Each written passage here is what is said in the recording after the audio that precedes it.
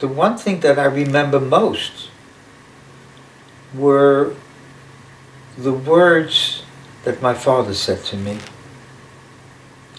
And that was, he said to me, and I'm repeating them to you like word for word. He said, "You're the little man in the house now, and you'll have to take care of your mother and your sister until I come back." And I said I would. I was 10 years old at that time. And really, as far as I'm concerned, that's the day I lost my childhood. What did we do wrong? We used to ask Mom, why we hiding? Why we hungry? It is hard to believe that human beings could have done this to other human beings. It's very hard to believe.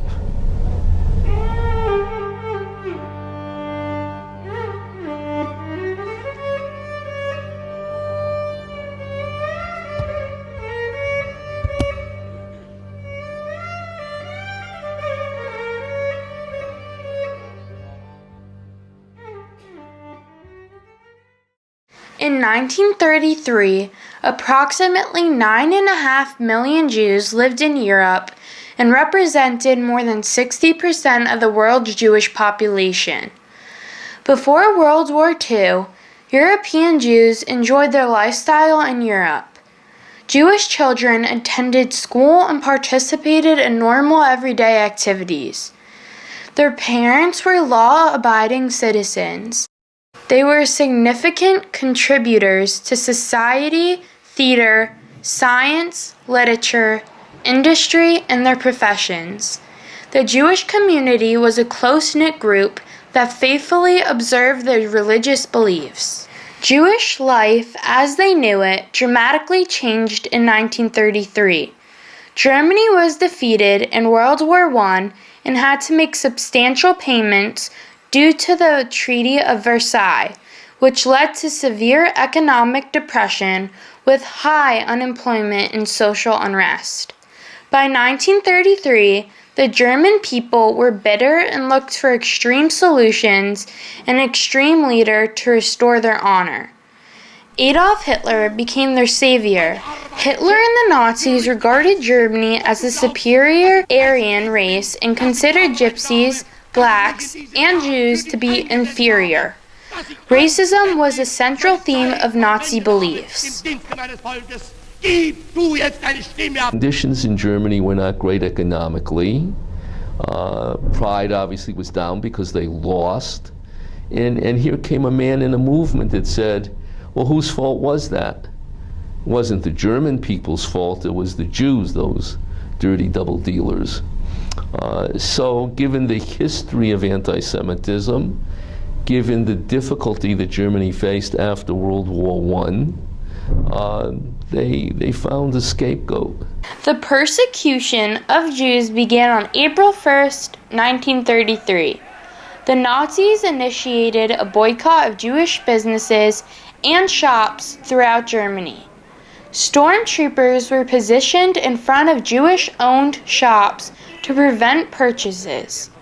The Star of David was painted in yellow and black across thousands of doors and windows. The government passed laws like the Nuremberg Law of 1935 that excluded Jews from civil society.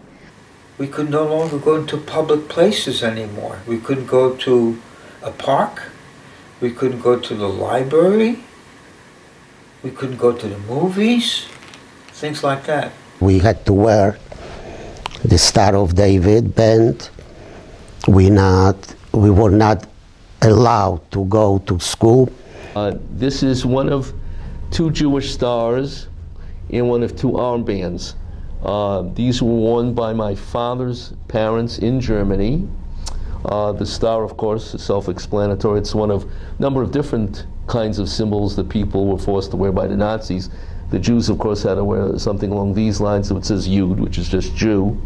And this was an armband that they wore in the concentration camp. The KL stands for Konzentrationslager, the German term for a concentration camp, and then Theresen was Theresienstadt.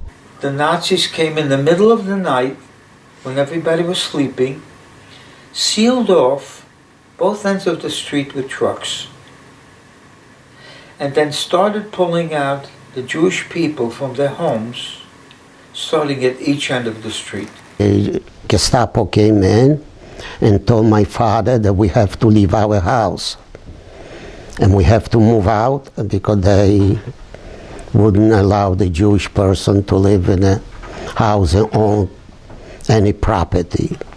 The Nazi hierarchy decided their goal was to murder every Jew. And so for them, by the final solution, they meant there would no longer be a Jewish, as they call it, the Jewish question or the Jewish problem. If you murdered every Jew, then clearly there would be no one left that would serve as any kind of problem to the future of the Reich. When they brought all those Jewish people there, they told them to strip, put everything on the side, then they lined them up and machine guns and they killed them. My grandmother's, my mother's sister and 3 brothers, their wives and children, were all murdered in Auschwitz. Sometimes they told us to leave. We left, didn't know where to go. So my mom went to the forest and we started living in the forest through the whole summer. Let's say, for argument's sake, 15% of the people helped Jews. You know what that means? 85% didn't do anything. Think about that. Although many turned their backs on the Jews, a few saw the injustice and took steps to help. One such person was Nicholas Winton. Nicholas Winton was a 29-year-old successful stockbroker in England. In December 1938, Winton skipped a ski vacation to visit a friend who was in western Czechoslovakia. Shocked by what he saw, Winton began meeting with Czech parents at his Prague hotel to plan to rescue them from these horrible conditions. He made fake stationery and began taking applications. Soon, thousands of parents lined up. Winton found English parents to adopt the children, obtained entry permits, and raised the funds to cover the cost of the children's transit.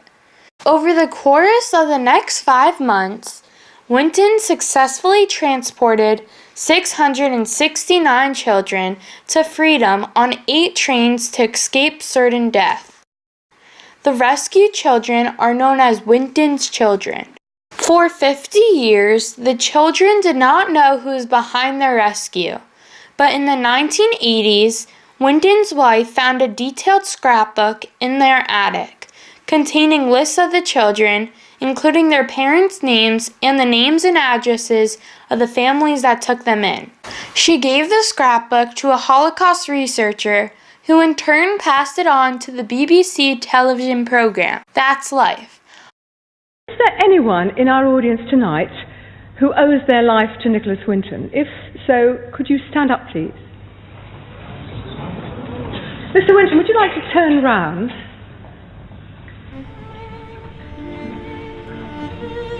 On behalf of all of them, thank you very much indeed.